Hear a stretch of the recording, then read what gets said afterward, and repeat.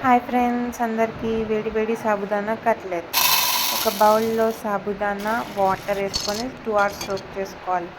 ఇప్పుడు పల్లీని పౌడర్ చేసుకోవాలి.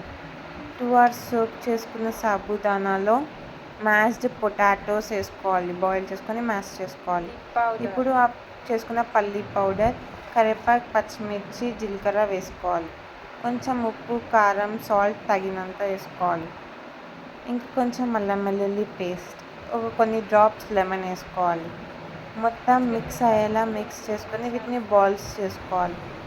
ఇప్పుడు ప్యాన్లో ఆయిల్ వేసుకొని వీటిని ఈ కట్లెట్స్ షేప్లో చేసుకొని డీప్ ఫ్రై చేసుకోవాలి. గోల్డెన్ బ్రౌన్ కలర్ వచ్చే వరకు డీప్ ఫ్రై చేసుకొని తీసుకొని వేడిగా ఎంజాయ్ చేయొచ్చు. కూల్ వెదర్లో హాట్ సాబుదానా కట్లెట్స్ తిని ఎంజాయ్ చేయండి. బాయ్.